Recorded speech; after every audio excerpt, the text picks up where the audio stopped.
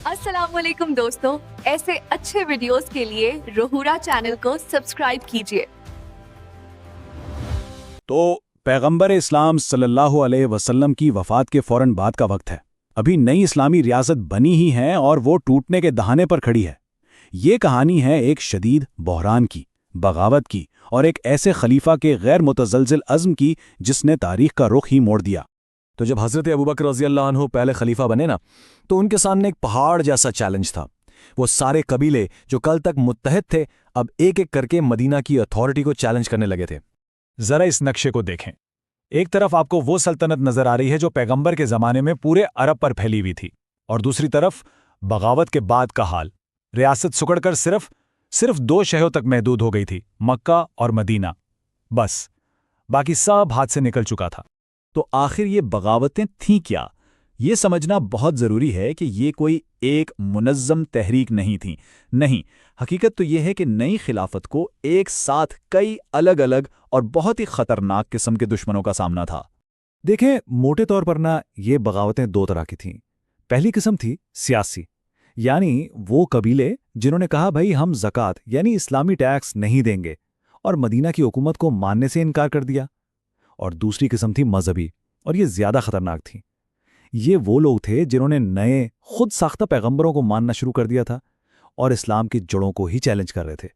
और जब बात आती है इन नए नबियों की, तो 3 नाम सबसे आगे थे: तलीहा, सज्जा जो कि एक औरत थी, और फिर इन सब में सबसे ज्यादा ताकतवर और खतरनाक मुसैलमा।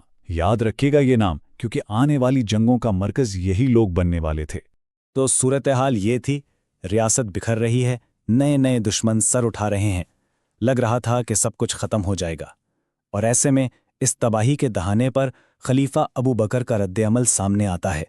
एक ऐसा रद्द-ए-अमल जो न सिर्फ फैसलाकुन था, बल्कि उसने तारीफ का रुख ही बदल डाला। उनकी हिकमत अमली ने ही इस तूफान का मुंह मोड़ा था। तो सवाल ये था कि जब चारों तरफ दुश्मन हो तो एक नया लीडर आखिर कर क्या सकता है? हालत इतनी नाजुक थी कि हज़रत उमर जैसे करीबी साथियों का भी यही मशवरा था कि शायद अभी समझौता कर लेना ही बेहतर है। कम से कम उन लोगों से नरमी बरती जाए जो ज़कात नहीं दे रहे हैं। लेकिन खलीफा अबू बकर का जवाब बिल्कुल साफ, अटल और फैसलाकुन था।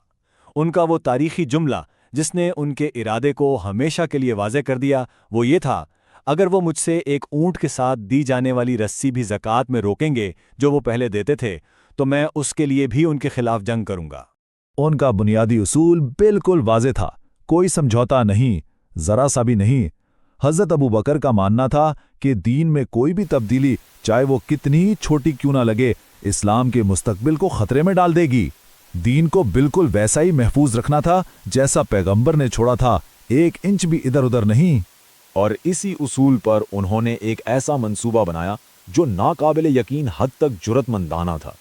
सबके मशवरों के खिलाफ उन्होंने फैसला किया कि वो हर खतरे से एक साथ निपटेंगे। पहला कदम, शुमाल को महफूज करो, फौज को रूमी सल्तनत की तरफ भेजो जैसा कि पैगंबर का इरादा था।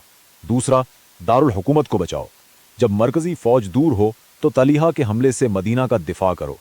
और तीसरा, जब फौज वापस आ जाए तो उसे 11 हिस्सों में तकसीम करके पूरे अरब में एक साथ कई महाजों पर जंग छेड़ दो। लेकिन इतना बड़ा मंसूबा सिर्फ कागज पर तो कामयाब नहीं हो सकता ना। इसे हकीकत का रूप देने के लिए एक गैर मामूली कमांडर की जरूरत थी, और इस काम के लिए खलीफा अबू बकर ने खिलाफत के सबसे बेहतरीन, सबसे खतरनाक जनरल को मैदान में उतारा।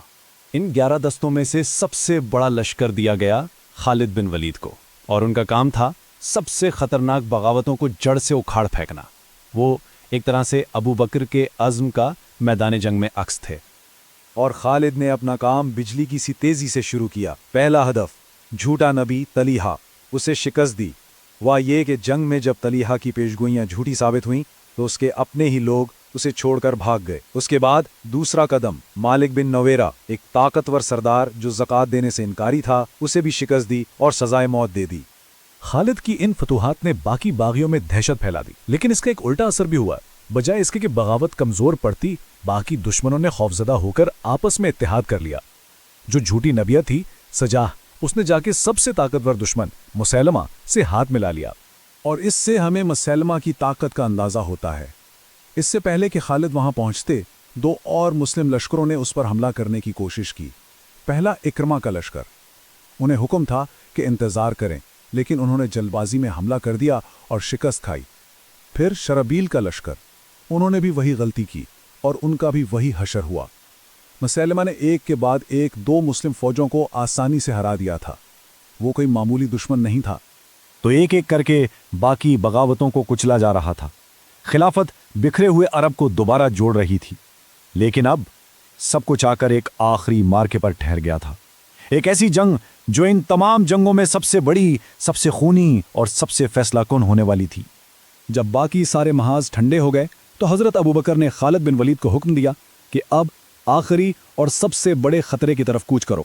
اب پورے عرب کی قسمت کا فیصلہ یمامہ کے میدان میں ہونا تھا۔ یہ ایک ایسی جنگ تھی جس میں ہارنے والے کے لیے کچھ نہیں بچنا تھا۔ اور اس جنگ کو جو چیز مزید سنگین بناتی تھی وہ تھا دشمن کا نام، مسیلمہ الکذاب۔ کذاب یعنی سب سے بڑا جھوٹا، اور کہا جاتا ہے کہ یہ لقب اسے خود پیغمبر اسلام نے دیا تھا۔ تو یہ صرف ایک باغی سے جنگ نہیں تھی، یہ سب سے بڑے جھوٹے کے خلاف جنگ تھی۔ اور جب دونوں فوجیں یمامہ کے میدان میں آمنے سامنے آئیں تو فرق زمین آسمان کا تھا۔